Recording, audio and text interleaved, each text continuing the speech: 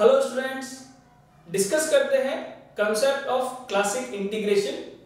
काफी important concept है क्योंकि आईआईटी जेईई हर साल क्लासिक इंटीग्रेशन के ऊपर क्वेश्चंस पूछता है। तो देखिए यहाँ पर किस तरह से हम लोग क्लासिक इंटीग्रेशन को यूज करते हैं क्वेश्चंस सॉल्व करने के लिए। स्टार्ट करते हैं general form of classic integration. इसकी जो जनरल फॉर्म होती है ये है integration of e raise to the power g of x f dash x plus g dash x into f of x dx, and this is equal to e raised to the power g of x f of x plus c। ये एक standard form है, general form है classic integration के लिए। IIT JEE यहां पर g of x की different functions put करता है और नए नए क्वेश्चंस फ्रेम करता जाता है। देखिए सबसे पहले तो एक बार यहाँ पर प्रूफ देख लेते हैं किस तरह से ये जो रिजल्ट है वो डिराइव होता है। उसके बाद हम यहाँ g of x की डिफरेंट फंक्शंस पुट करेंगे और देखेंगे कि रिजल्ट्स किस तरह से फाइंड आउट करते हैं। देखिए प्रूफ क्या है यहाँ पर, इसको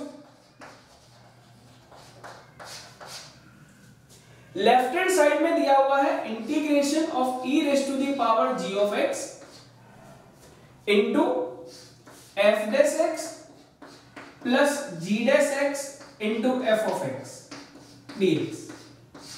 ठीक है बेटा, आपको करना क्या है रिजल्ट को प्रूव करने के लिए, सबसे पहले आप इसे दो पार्ट में ब्रेक कर लो। पहला इंटीग्रेशन बन जाएगा integration of e raise to the power g of x into f dash x dx, और प्लस में लिख देंगे इसका सेकंड पार्ट, सेकंड इंटीग्रेशन आएगा e raise to the power g of x g dash x into f of x dx। ठीक है ना बेटा, अब आपको सिर्फ करना क्या है यहां पर इस रिजल्ट को प्रूफ करने के लिए, जो यहां पर फर्स्ट इंटीग्रेशन लिखा हुआ है इस फर्स्ट इंटीग्रेशन में आप बाय पार्ट अप्लाई करिए। ठीक है, हम यहां पर e raise to the power g of x इस फंक्शन को डिफरेंशिएट करेंगे, इसलिए इसको फर्स्ट फंक्शन मान लेते हैं, और f डैश x को चूंकि इंटीग्रेट करेंगे इसलिए हम इसको सेकंड फंक्शन मान लेते हैं। Clear? Keeping the second integration as it is, इसमें हम कोई चेंज नहीं कर रहे हैं।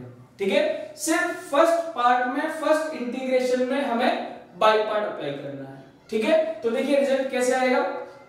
जब हम यहां पर बाय पार्ट अप्लाई करेंगे तो keeping the first function as it is, integration of the second function आएगा f ऑफ x, ठीक है ना, minus integration of derivative of the first function e raise to the power g of x into g dash x, and integration of the second function आ जाएगा f of x dx। ठीक है बेटा, क्योंकि यहां पर फंक्शन प्रोडक्ट की form में लिखा हुआ है इसलिए इसे इंटीग्रेट करने के लिए यहां पर हमें बाय पार्ट अप्लाई करना होगा।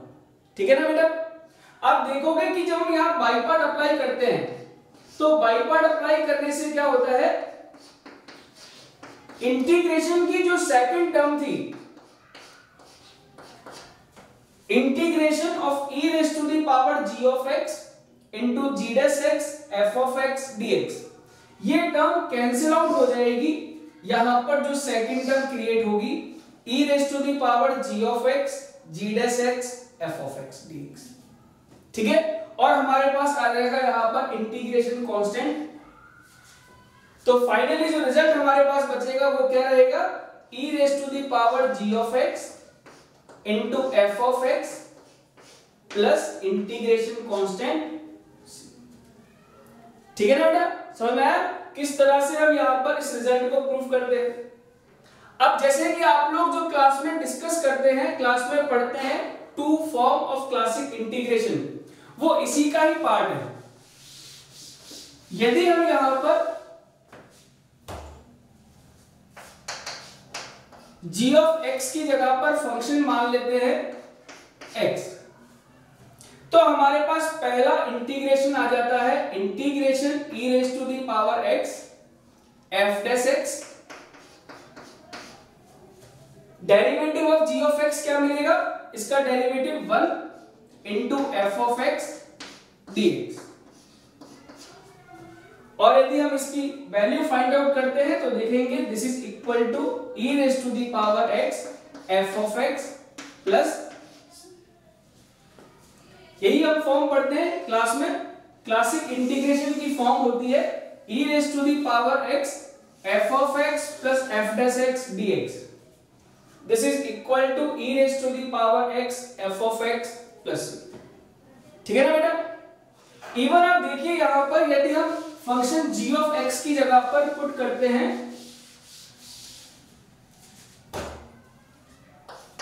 if function g of x is equal to ln x, clear. तो अब देखिए जरा रिजल्ट क्या आएगा, आपको मालूम है e raise to the power ln x क्या बन जाएगा, e raise to the power ln x की वैल्यू बन जाएगी x के बराबर, ठीक है।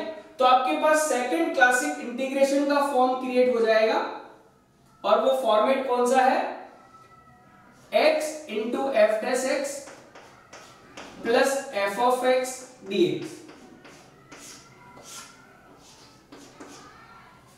और रिजल्ट आता है यहां पर this is equal to x into F of x plus, आपको याद होगा आप क्लास में ये दोनों फॉर्मेट पढ़ते हैं क्लासिक इंटीग्रेशन के, इन दोनों रिजल्ट्स को हम बहुत इजीली डिराइव कर सकते हैं by using this standard form. इसलिए आप लोग याद रखिए यहां पर ये जो स्टैंडर्ड फॉर्म है क्लासिक इंटीग्रेशन का, क्योंकि IIT JEE maximum number of times इसी फॉर्मेट को पूछता है, g ऑफ x की जगह पर डिफरेंट फंक्शंस पुट करके वो डिफरेंट क्वेश्चंस हर साल आप लोगों से पूछता है। देखिए जैसे कि क्वेश्चन इस पर हम लोग डिस्कस करते हैं, किस तरह से हम क्वेश्चन सिंपलीफाई करते हैं by using the classic integration. जैसे कि मान लो कि आपको एक क्वेश्चन दिया हुआ है इस तरह से, integration e raise to the power x square into 2x into sine x plus cos x dx। इस इंटीग्रेशन को हम सॉल्व करना चाहते हैं, ठीक है बेटा। तो देखो सॉल्व करने का तरीका क्या है, सबसे पहली चीज तो ये ध्यान दो, मैक्सिमम नंबर ऑफ टाइम्स आप क्लासिक इंटीग्रेशन अप्लाई करेंगे यदि आपके पास फंक्शन जो लिखा हुआ है वो e raise to the power g of x की फॉर्म में लिखा हुआ है। ये क्वेश्चन में सबसे बड़ा हिंट होता है कि हम यहां पर क्लासिक इंटीग्रेशन यूज कर सकते हैं, ठीक है। हिंट क्या है, क्वेश्चन में दिया हुआ है e raise to the power g of x, clear. इसका मतलब यदि हम इसे कंपेयर करते हैं स्टैंडर्ड फॉर्म से तो यहां पर फंक्शन g ऑफ x क्या दिया हुआ है, x स्क्वायर, क्लियर। अब यदि मुझे यहां पर f ऑफ x मालूम चल जाए तो मेरा रिजल्ट आ जाएगा, क्योंकि रिजल्ट क्या है, e की power g of x into f of x, clear है। तो देखिए f ऑफ x को आइडेंटिफाई करने का तरीका क्या होता है, कैसे हम आइडेंटिफाई करते हैं यहां पर कि फंक्शन f ऑफ x क्या है। इसके लिए हम क्या करते हैं, यहां पर इस ब्रैकेट में जो एक्सप्रेशन लिखा हुआ है इसमें आप पहले ये आइडेंटिफाई करो कि यहां g डैश x क्या है, कहां पर लिखा हुआ है, क्योंकि फंक्शन g डैश x के मल्टीप्लाई में जो फंक्शन लिखा होगा वही f ऑफ x को रिप्रेजेंट करेगा, ठीक है ना बेटा। तो जरा देखो यदि ये फंक्शन g ऑफ x है तो इसका डेरिवेटिव क्या आता है, इसका डेरिवेटिव आता है 2x, ठीक है ना। अब देखोगे कि यहां पर आपको 2x दिया हुआ है, मतलब कि ये हमारा क्या बन जाता है, g डैश x, क्लियर। तो जो भी फंक्शन g डैश x के मल्टीप्लिकेशन में लिखा होगा वो क्या कहलाएगा, हमारा फंक्शन f ऑफ x। और यदि ये फंक्शन f ऑफ x लिखा हुआ है तो आप देखेंगे कि cos x will become it's derivative, मतलब कि ये क्या बन जाएगा f डैश x, ठीक है ना। तो आइडेंटिफाई कर सकते हैं यहां पर e raise to the power x square, ये फॉर्मेट है 2x into sine x plus cos x dx। यदि ये फंक्शन g डैश x है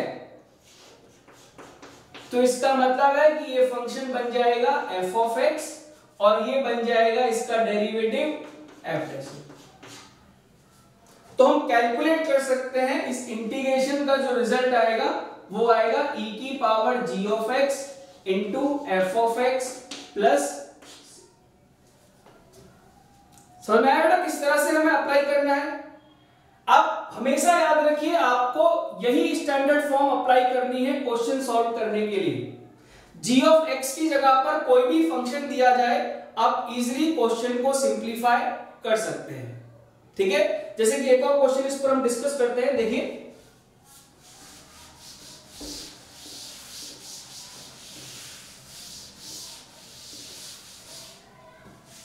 क्वेश्चन है integration of e raise to the power x sin x plus cos x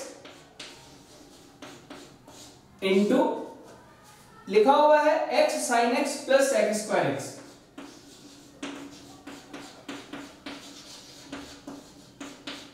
into dx, ठीक है ना। हमेशा याद रखो क्वेश्चन में आपको हमेशा वो दो स्टैंडर्ड फॉर्म नहीं दी जाएंगी क्लासिक इंटीग्रेशन की।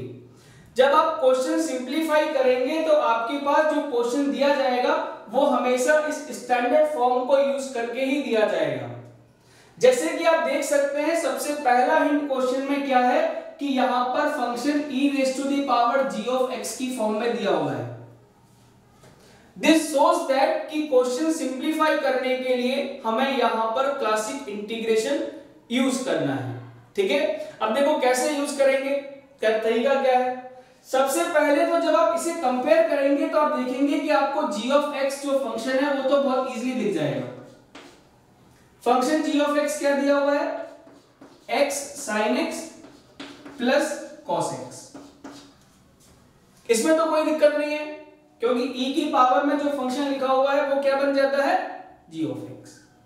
अब ध्यान दो कि फंक्शन f ऑफ x को आइडेंटिफाई कैसे करेंगे। फंक्शन f ऑफ x को